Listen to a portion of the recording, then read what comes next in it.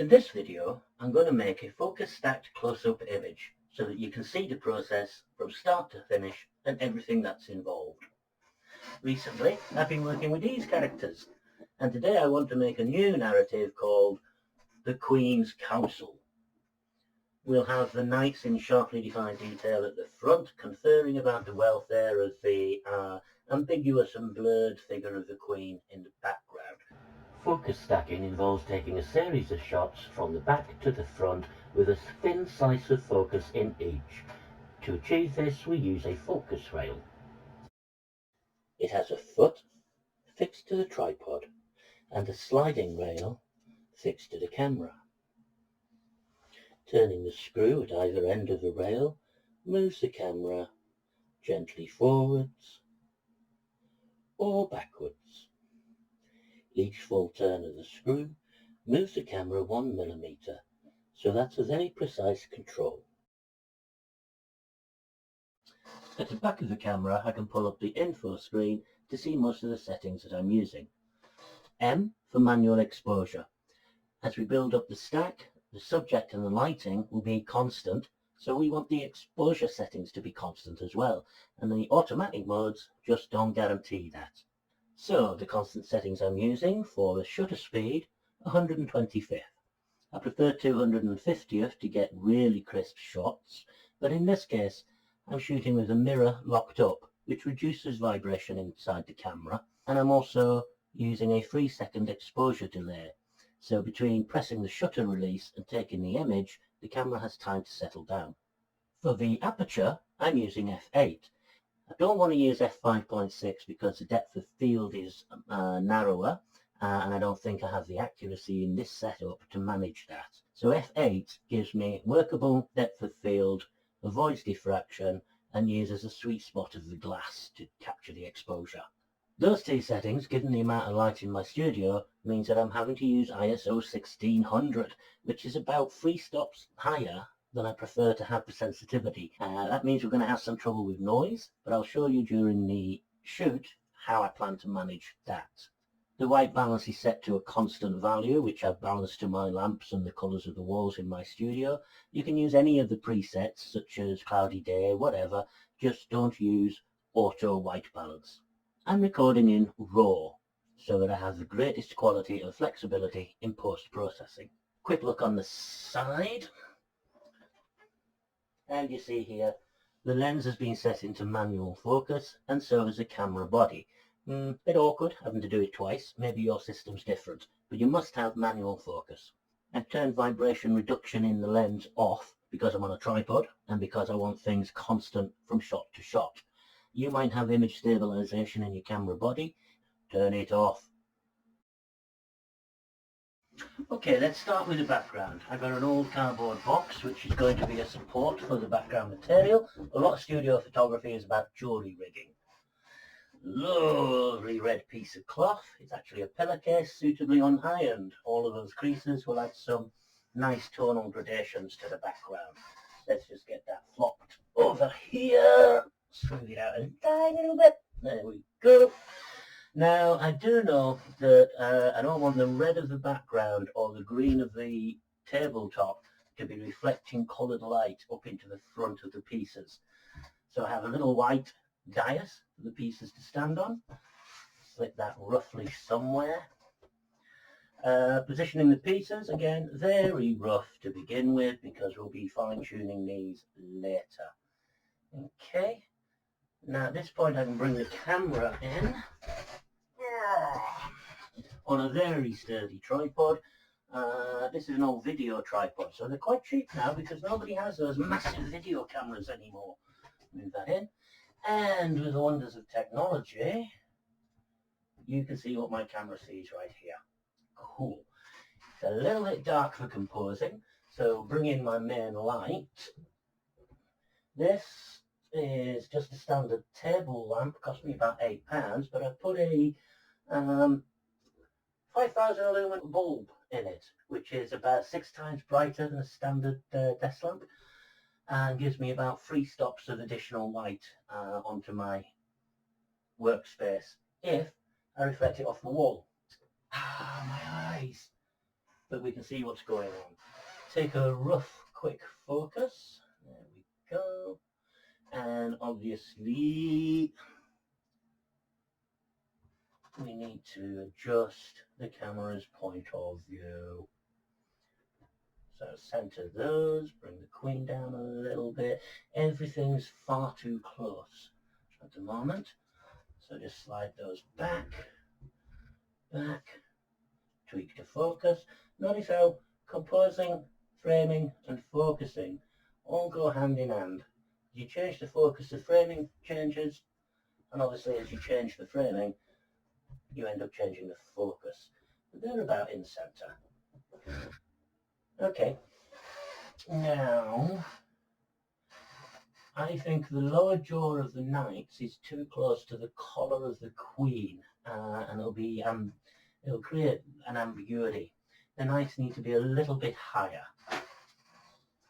So I've got some just little bits of card for them to stand on. Let's take them forward. Ooh, come on, dance the right way. Thank you. Quickly adjust the focus. Yeah, I'm happy in principle with that arrangement. Just nudge them a tiny little bit left and right to get them equally balanced in the frame. He's right there. Right, now that I'm happy with the framing and the positioning, I'll lock everything off on the tripod. Okay. Next concern has got to be getting more light onto these pieces. Here, I just got a square of white cardboard which will be a reflector. I've cut notches in the bottom so it can have little feet and stand up. Let me bring that in. As I move it back, move it away, move it in. You see the effect that's having on the lighting of the pieces. Okay, lovely, and yeah, that's just nice to bring a bit more light up. So lots of mini reflectors, and I think that means we're ready for the next stage, which is to find the near and far focus points. Here you can see a piece of free software that I'm using to display the camera live view on my PC screen. It's called DSLR Dashboard, and you can see the address in the bottom right hand corner of the screen now. Let's connect my Nikon. They also support Canon and Sony. Now turn the live view on, and there's the camera's point of view. Get rid of some of this gubbins, go to full screen, bottom right. Now if I switch in the studio webcam view, you see in the bottom left of the screen the camera on the focus rail. First thing I'm going to do is to center the focus rail. I know that between 0 and 1, 10 and 11, the rail's not quite as smooth as at the center. So unless I'm doing a deep stack, 6 centimeters or more, I always start with the rail kind of central, lined up with one of the major index marks, just so as I know where I'm starting from, so that I'm grounded. There we go, 5 centimeters. First thing, with the focus ring, get something sharp, anything on the subject sharp. There we go. Now we don't touch a focus ring again. If at any point we move the focus ring, knock the tripod, move the camera, we have to start again from this point. So don't touch the focus ring now. I have to find out where the nearest and furthest focus points are. I'm currently focused on the jaws of the knights, so I'm going to move the camera backwards to see if I can get the nearest point of focus. As I do, you should see in due course that the mouths start to become soft, definitely soft, because the focus has moved forward around about here. Keep going back, keep going back. Around here we've got plenty of focus on the main, Let's keep coming back. Keep coming back. Keep back. Keep back. By here, nothing is in focus. So if I'm 3.85 millimeters away, I'm too far. Nothing is in focus. Let's creep back forwards. Just look for anything that snaps sharp as we come forward. That main, this ear is starting to come in. A little more, a little more, a little more. At this point, I believe that this ear and this main is quite sharp. Now there, I'm at 4.15. Let me see what it looks like at 4.1.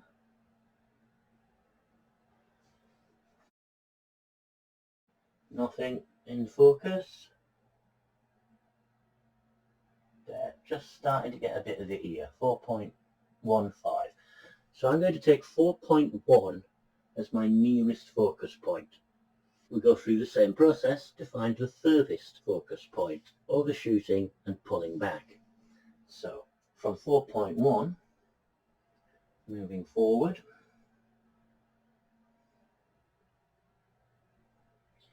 at this point, this part of the collet is very, very sharp.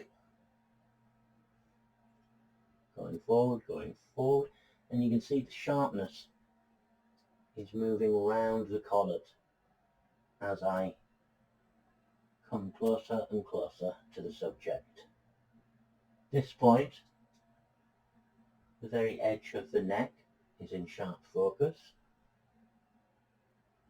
and the breastplate isn't doing too badly. Let's keep going. So around 5, we've got good focus here. Keep going. I'm going to keep going now. I know that I have some distance focus at 5, and keep going until there's obviously nothing in focus. Which I'm going to say definitely by the time I'm at 5.5, I'm much too close and everything is out of focus. So let's creep back. And where do I first see something sharp?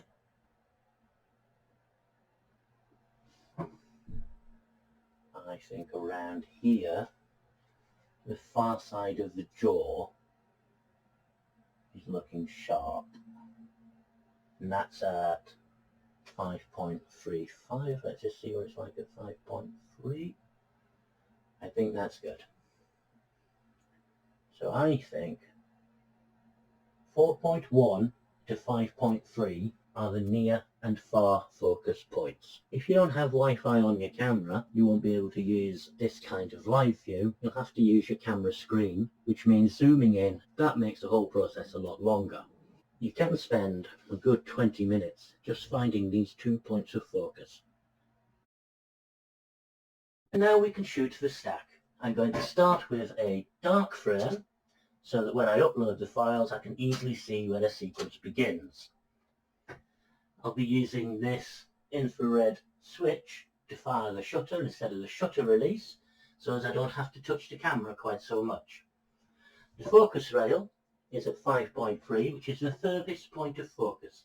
I always start at the furthest point of focus so that when I upload the images I know that later frame numbers relate to nearer focus points. It just helps to be consistent like that. Start at the front or the back, it doesn't matter, just be consistent. Now I'm going to shoot 1, 2, 3, 4, 5.3. You'll see later why I'm taking every shot 4 times, but you'll notice that having taken the shots, I call out the position I've just finished. Move it backwards now. 1, 2, 3, 4. 5.2. Move it back. 1, 2,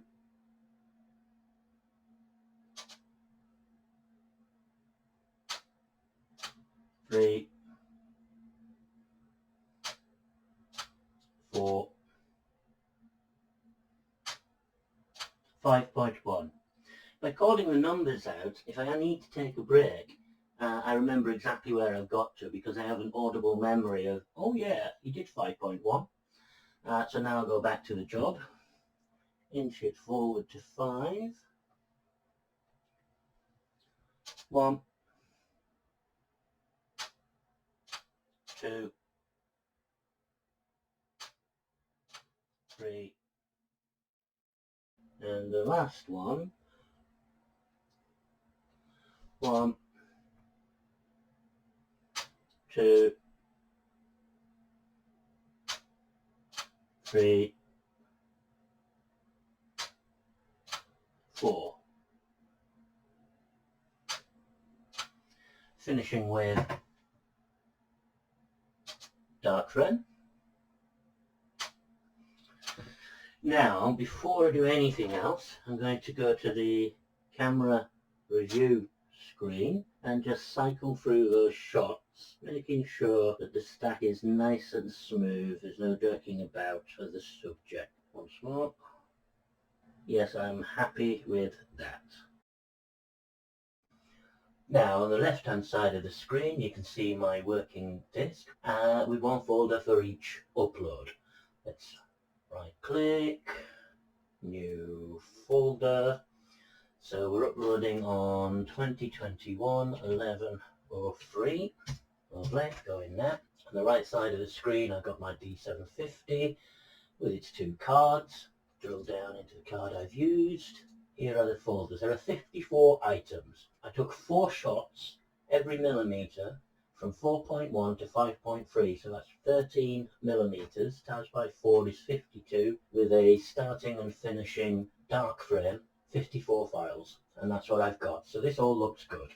Control A, drag those over to my working drive. Because I'm dragging them from one disk drive to another disk drive, this is a copy operation. So the files will remain on the camera card. Excellent. Don't forget to turn the camera off or you just drain the battery, and pop over to my digital asset management software, which in this case is Adobe Bridge. You see I'm on my working disk here in my raw pictures repository, and there's today's upload. Okay, I'm going to select all of the images apart from the dark frames, which I don't need. Right click and open those in my raw processing software. Okay, come to the film strip, Control A, select all of the files, and now I'm going to do the raw development. First of all, the temperature I'm happy with because I've measured that quite accurately before I started this shoot.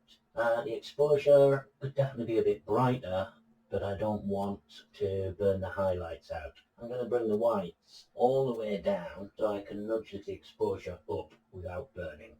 There we go. Bring a little more of the blacks in. And bear in mind that these changes are being applied to every single image so that we end up with something consistent. I want a lot of texture in the result, so I'm going to take that up to, let's make it 69. Clarity, this is a bit grosser, so I'm going to take that up to about 33.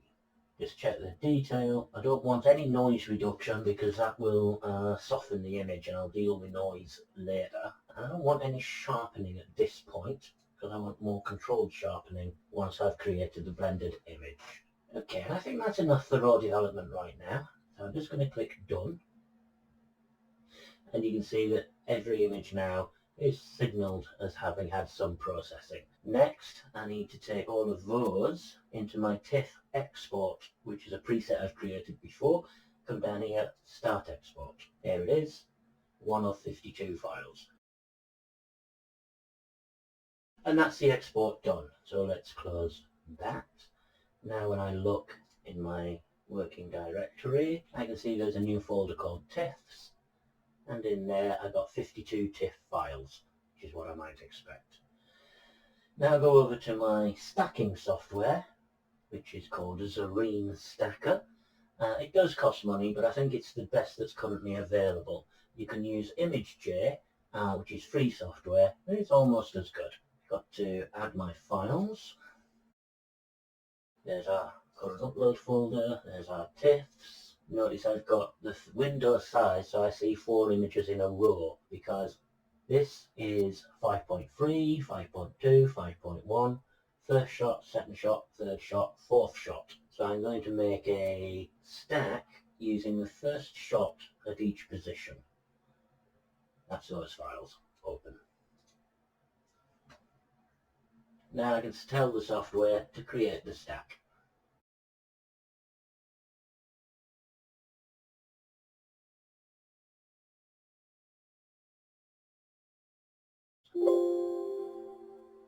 And there it is. That's quite a successful stack.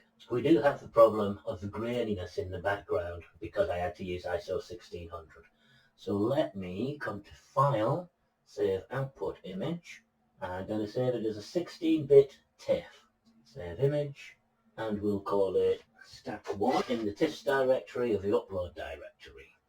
Okay, and that's done.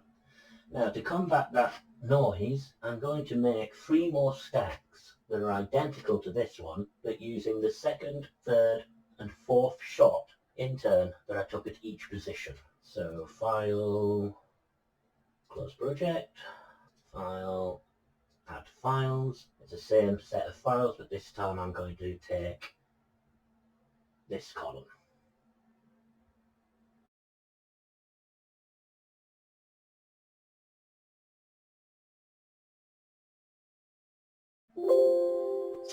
Okay, now File, Save Output Image, 16-bit TIFF. Same location, but this time we're going to call it Stack 2.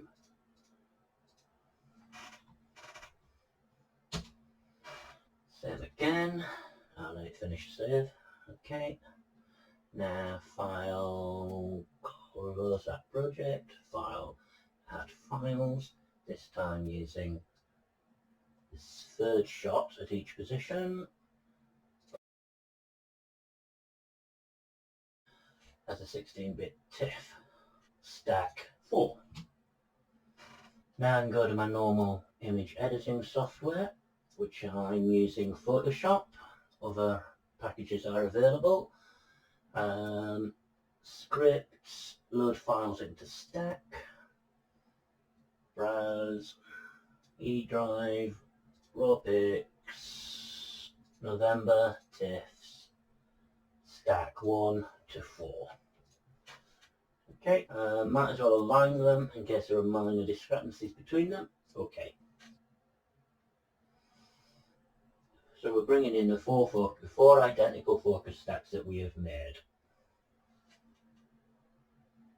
And zoomed in, we can see the noise. Let me turn off. That's one stack. I add in a second one, but make its opacity 50%. Then what I've got is the average of 2 stacks. Bring in the third one, make the opacity 33%. Now we got the average of 3 stacks. Bring in the last one, make the opacity 25%. Now we've got the average of 4 stacks. Let me just group those, zoom back in, and you see magically much of the noise is now gone. Turn that off. Very, very noisy with one stack. Turn it on. Much of the noise removed. That's because most noise is random. So if you take 2 identical shots, the only difference between them will be the noise. Thereby averaging them reduces the noise. After a few more tweaks, here's the final image. Focus stacks do take several hours, but I like how they depend on the physical craft of photography, transcending simple digital capture. I hope this has whet your appetite, and do feel free to comment or email with any questions or discussion. Thank you for watching.